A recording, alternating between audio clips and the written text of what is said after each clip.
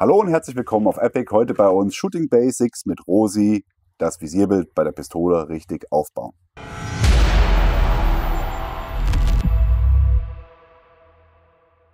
Dieses Video wird unterstützt von 3M Peltor, 511 Tactical, Nextorch, Lower Professional, Black Trident, Holosun, Henel, Mechanics Wear, Special Brands, Helicon Tex, Recon Company, Horner Arms, 1 MOA, MD Textil, Real Avid, Hera Industries, Ballistol, Schubert und Black Folium.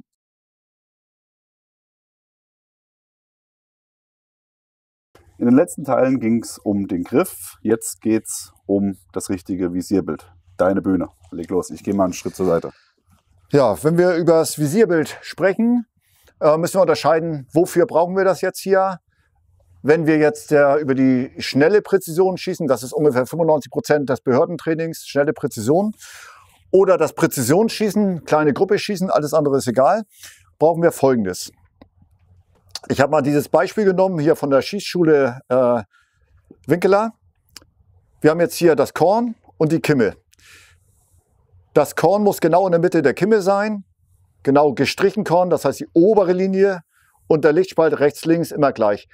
Jetzt ist die Waffe richtig ausgerichtet, jetzt muss ich nur noch das Visierbild zum Haltepunkt bringen und wenn ich jetzt richtig abkrümme, werde ich treffen. Wenn ich jetzt Präzision schieße, eine ganz kleine Gruppe und ich will das alles perfekt machen, dann muss ich halt einmal das Ziel scharf sehen, dann das Korn, dann die Kimme. Wir können nur auf einer Ebene scharf sehen. Das heißt, ich wechsle jetzt und bei diesen Wechseln immer ausrichten, geht der Finger langsam zurück und dann werde ich treffen. Wo ist der Schärfepunkt beim Abkrümmen? Komme ich jetzt zu? Beim Präzisionsschießen bin ich die ganze Zeit am Wechseln und dabei geht der Finger nach hinten und irgendwann bricht der Schuss. Ich lasse mich vom Schuss überraschen. Wenn ich zum Beispiel eine Waffe anschieße, dann mache ich das so. Wenn ich jetzt meine anderen 95% der Schießausbildung nehme, dann sieht das anders aus. Dann habe ich meine Kimme, die brauche ich natürlich immer. Das heißt, ich schaue auch bei der schnellen Präzision durch die Kimme. Aber ich konzentriere mich nicht auf die Kimme. Ich konzentriere mich auf das Korn. Das heißt, mein Ablauf ist so, ich gehe jetzt irgendwo hin, ich schaue mir den Haltepunkt an, hier sind es jetzt die Dots. Ich habe mein Fokus vom Blick ist jetzt auf den Haltepunkt. Jetzt bringe ich die Pistole nach vorn. Ich schaue durch die Kimme und jetzt mache ich mal das Korn nach vorne, weil das scharf sein soll. Jetzt kommt das Visier zum Auge. Ich sehe das Korn scharf, die Kimme ist jetzt unscharf, das Ziel hinten ist unscharf und dabei geht der Finger zurück. Wenn ich die Waffe wieder einziehe, zum Beispiel von der Position 4 in die kurze 4 oder sogar nach hinten in die 3, wechselt mein Blick wieder mit dem Fokus auf das Ziel. Und das kann man natürlich trainieren. Wenn du mich jetzt mal genau anschaust, und ich mache jetzt ohne Waffe, einfach mal gehe ich in Anschlag. Siehst du das, was bei mir passiert? Guck mal auf meine Augen. Du fokussierst auf deine Hand. Genau, nicht auf die Hand, sondern da, wo du eigentlich guckst mich an und dann guckst du da an, wo die Waffe sitzen würde. Wo das Korn wäre. Ne? Das heißt, ich habe jetzt einfach mich so trainiert, dass das bei mir automatisch ist. Ich brauche nicht nachdenken. Das heißt, bei mir ist das so, ich schaue jetzt auf den Haltepunkt, jetzt kommt das Korn dazu und dann gehen automatisch meine Augen auf den Fokus vom Korn. Ich bin rechtsdominant als Rechtshänder, das ist natürlich schön für mich. Und das heißt, mein linkes Auge rutscht ein bisschen nach rechts rüber, weil ich den Fokus jetzt aufs Korn habe. Deswegen wird das auch da hinten unscharf. Ne? Meine Augen sind normalerweise ausgerichtet. Jetzt was ich hier 5 oder 10 Meter. Jetzt fange ich an zu zielen. Dann geht das eine Auge rüber, damit der Fokus jetzt mit beiden Augen auf das Korn ist. Dahinter wird es unscharf. Das ist halt günstig. Ungünstiger ist, wenn das andersrum ist, wenn es gar nicht geht, schließe ich ein Auge und schieße mit dem rechten Auge, aber bei der schnellen Präzision kornscharf sehen, aber immer noch durch die Kimme schauen. Ja, machen einige, wenn sie hören, ja, kornscharf sehen. Ich muss natürlich auch die Kimme wahrnehmen. Ich schaue durch die Kimme. Wenn ich jetzt nur mit dem Korn schieße, habe ich natürlich einen Hochschuss, gar keine Frage. Ne? Durch die Kimme schauen, aber das Korn scharf sehen und das Ziel verschwimmt dann. Dienstlich würde ich jetzt sagen, schießen bis Wirkung im Ziel, dann ziehe ich die Waffe ein, schaue, ob ich genügend Wirkung habe. Ich habe nicht genügend Wirkung, gehe ich wieder rein. Sportlich ist ja beim IPSC-Treffer durch Zeit, ist im Grunde genommen das Gleiche. Aber auch hier wieder der Indiz, dass ich getroffen habe. Und deswegen ist es so wichtig, von vornherein immer gut zu arbeiten ist, seht zu, ihr müsst wissen, wo hat das Korn hingezeigt, als der Schuss brach. Wenn das Korn an der richtigen Stelle war, als der Schuss brach, habt ihr getroffen. Das heißt, Indiz ist nicht, ich gehe zur Zielscheibe und sehe, ich habe getroffen. Indiz ist, wo hat mein Korn hingezeigt, als der Schuss brach. Nennt sich Abkommen. Das Abkommen, Scharfschützen sagen, das Abkommen melden.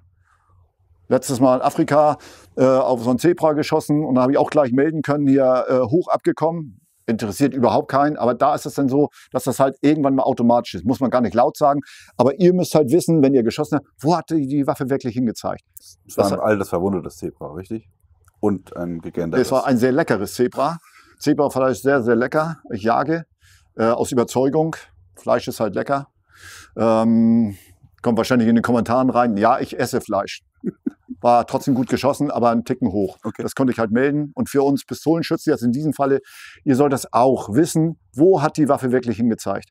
Beim letzten Video, Tim hat einen Tiefschuss gehabt, konnte er mir melden, war ein Tiefschuss. Der hat jetzt nicht geguckt, da ist der Treffer, sondern er hat gemerkt, wie das Korn runtergegangen ist. Sehr aufmerksam gearbeitet. Das ist eigentlich das, was ihr machen müsst. Macht nichts. Es ist erbärmlich, jetzt aus Versehen was richtig zu machen. Macht es einfach mit Absicht richtig. Das ist der Weg, wenn wir nach oben wollen. Perfekt. Gut. Hast du noch Fragen dazu? Ich denke, das ist für das Visierbild aufbauen auch perfekt erklärt. Klasse. Rotpunktvisier auf der Pistole. Gibt es da noch irgendwas zu? Das ist eine sehr gute Anmerkung. Wir haben gerade festgestellt, es gibt Nachteile mit Kimmelkorn. Der Nachteil ist, ich sehe ja das Ziel unscharf.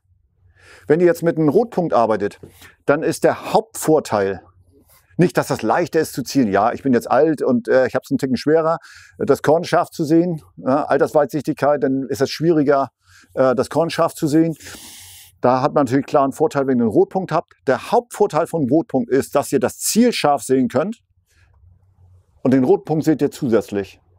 Ist also dienstlich jetzt oder auch für schnelle Schießen einfacher, das Ziel weiter scharf zu sehen. Das heißt, ich muss nicht ständig Fokuswechsel machen. Korn, Ziel, Korn, Ziel. Das ist der Hauptvorteil von der Visierung mit einem Rotpunkt gegenüber der mechanischen Visier. Super. Also das heißt nicht, weil du einen Rotpunkt hast, kannst du besser schießen. Es ist nur leichter, weil ich mich nicht so auf das Zielen konzentrieren muss. Ich halte einfach den Rotpunkt auf den Haltepunkt und komme dabei ab. Ja. Und auch hier wieder Visierbild richtig aufbauen. Auch was man super gut im Trockentraining trainieren kann. Richtig, richtig. Ja, ich denke, damit haben wir alles gesagt, was für das richtige Visierbild wichtig ist. Dann geht es weiter im nächsten Video. Ich glaube, jetzt wird es langsam spannend. Na, ich meine, das ist auch schon spannend, aber muss ich ja sagen. Für mich ist es eher demütigend, aber ich versuche mich zu verbessern. Wenn du nicht besser wärst, dann liegt das nicht an dir, denn du bist motiviert, dann liegt das immer am Ausbilder. Der ist auch motiviert. Ja, aber dann war ich nicht gut genug, um dich besser zu machen. Na doch, du hast nur nicht genügend Zeit gehabt. Nein, ich bin ja selbstkritisch. Alles gut. Okay, ja, in diesem Sinne, schaut in die Kommentare, schreibt in die Kommentare und schaut in die Videobeschreibung für unsere Sponsoren, die diese Serie möglich machen. Schreibt eure Fragen in die Kommentare für Fragen, die wir dann am Ende der Serie beantworten. In diesem Sinne, wir sind raus. Bis dann. Macht's gut. Bye, bye. Ciao. Dieses Video wird unterstützt von 3M Peltor, 511 Tactical, Nextorch, Lowa Professional, Black Trident, Holosun, Henel, Mechanics Wear, Special Brands, Helicontex, Recon Company, Horner Arms, 1 MOA, MD Textil, Real Avid, Hera Industries, Ballistol, Schubert und Black Folium.